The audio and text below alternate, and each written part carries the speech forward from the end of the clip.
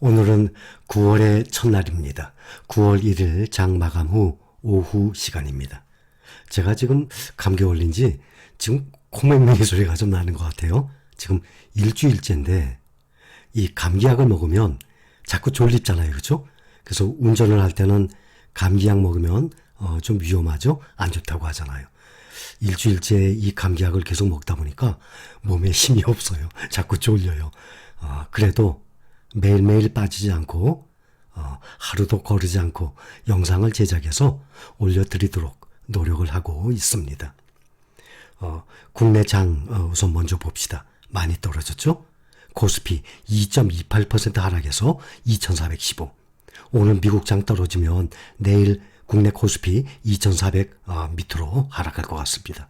또 코스닥이 2.32% 하락했습니다. 788. 오늘 외국인이 코스피, 코스닥에서 무려 5천억이나 매도했습니다. 근래 들어서 가장 크게 매도했어요. 거래량도 많아요. 코스피가 오늘 개인이 1조 1,600억 정도 매수했습니다.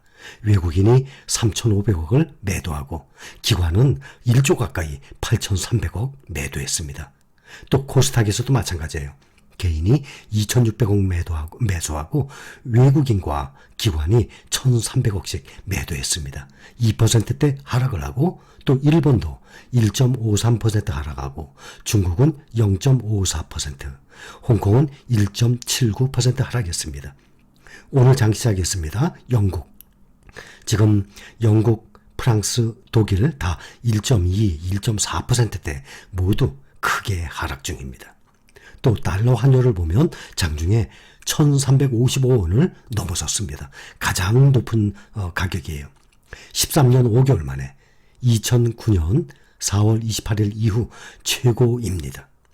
미국에서는 앞으로도 몇 달 내에 금리가 4% 이상 오를 것이라고 연준 총재들이 지금 돌아가면서 매파적인 발언들을 연일 쏟아내고 있습니다. 지금 미국 증시 4일 연속 하락 중에 있죠. 시장에 조금이라도 남아있는 이 완화되지 않을까 하는 이 기대감을 완전히 없애려는 모습입니다. 이번 9월의 금리 인상을 0.75% 올리고 또 10월은 시죠. 11월에 0.5%, 12월에 0.25% 이렇게 예상을 하면 정확히 올해 중으로 4%가 됩니다. 국내에 우리가 투자 중인 종목들 한번 보면 나스닥 100이 1.36% 하락했어요.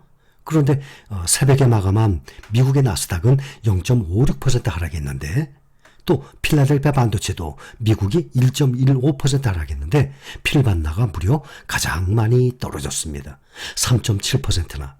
그 다음 코덱스 2차전지 국내 종목들이 많이 떨어졌죠. 3.32% 하락했어요. 또 코덱스 팡플러스도 3.3%. 이 세 종목이 3%대 하락을 했습니다. 하루 종일 미국 선물지수가 나스닥 100 기준으로 1%대 약세를 보이고 있었습니다. 알고들 계시죠? 항상 여러분들이 보면 제가 몇 번이나 말씀드렸습니다. 네이버나 구글에 가서 미국 선물지수하고 입력을 하면 나오지 않습니까? investing.com에 그렇게 되면 항상 매수 전에 현재 미국 선물이 어떻게 돌아가고 있는지 그것을 꼭 확인을 하고 매수에 임하면 여러분들이 조금이라도 싸게 사면 좋을 거 아니에요. 오늘처럼 크게 하락 중이면 오늘 매수를 하지 말고 내일 하면 좀 더 싸게 살 수 있겠죠. 또 내일 매수할 때도 보면 현재 돌아가는 미국 선물 지수를 항상 확인을 꼭 하시기 바랍니다. 특히 올해 들어서는 변동성이 심해서 새벽 마감 결과가 반전이 되는 경우도 상당히 많았었습니다. 그러나 이것을 꼭 확인하는 게 여러분들 매수할 때 도움이 될 것입니다. 지금 반도체가 필반나가 가장 많이 떨어졌습니다. 반도체 보면 미국의 AI, 이 인공지능 반도체 칩을 중국에 수출 금지하는 통보를 엔비디아, AMD의 각 회사에 통보를 내렸습니다. 미국에서. 그래서 오늘 새벽 장 마감 후에 애프터마켓에서 엔비디아, AMD 이 주가가 급락을 했습니다. 이들 첨단 반도체 이 칩들이 군사 목적의 용도로 쓰일 수 있기 때문입니다. 오늘 현재 지금 프리마켓에서 보니까 엔비디아가 무려 5.5% 폭락 중이에요. AMD가 3.7% 지금 하락 중이고, 또 필라델피아 반도체 ETF죠. SOXX가 2.6% 하락 중입니다. 장 시작을 해서 마감을 해보면 알겠지만 오늘 하루 종일 미국 선물지수가 크게 하락을 했죠. 지금 또 장전 시장 프리마켓에서도 지금 반도체주들이 많이 떨어지고 있어요. 그러니까 이런 걸 보면 오늘 매수하는 것을 좀 참았다가 더 떨어지면 더 싸게 매수하면 아무래도 날 것 아닙니까? 지금 반도체주들이 급락 중이에요. 또 TSMC 2.6% 하락 중이고, 또 전기차 테슬라도 2.2% 하락 중에 있습니다. 또 이제 차이나 전기차 봅시다. 어제 많이 떨어졌었죠? 지금 중국은 복합적인 요인이에요. 우선 중국의 경제가 둔화되는 우려, 이것이 요즘에 계속되는 이슈예요. 중국의 경제 둔화 우려가 계속 요즘의 이슈입니다.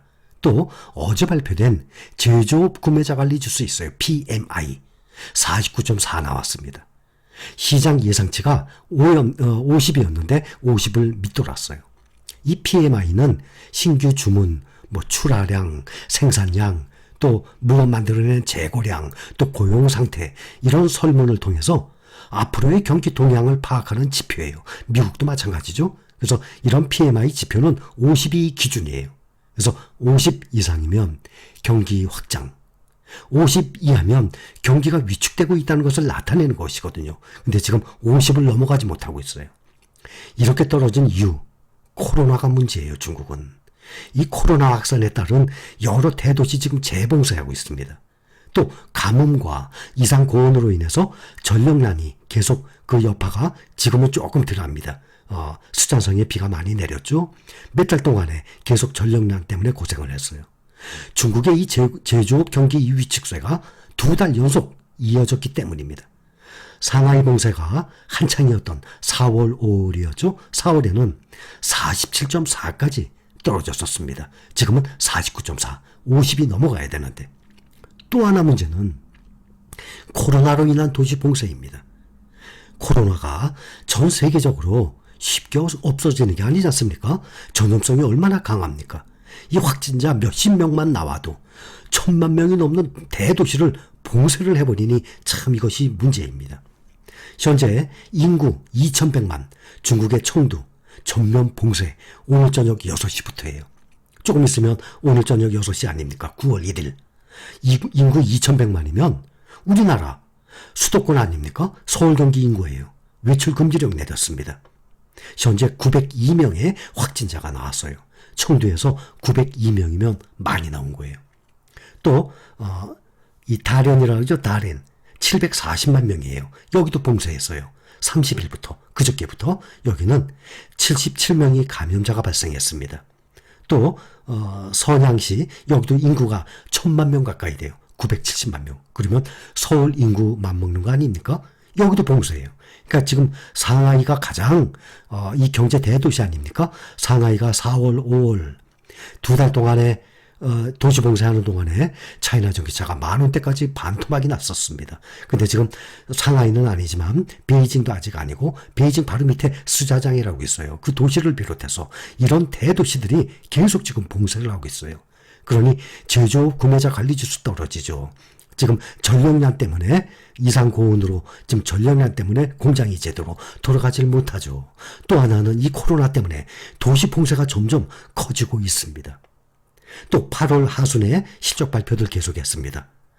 BYD 이거에 대해서는 다시 또 설명을 드릴 것입니다.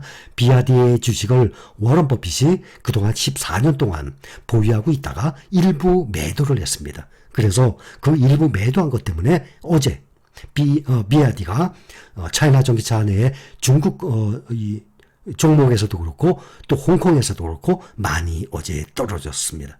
그런데 전년 대비 실적은 이익이 무려 3배 이상 나왔거든요. 그런데도 불구하고 이런 복합적인 요인으로 인해서 많이 떨어졌던 것입니다. 자, 우선 여기까지만 하겠습니다. 감사합니다.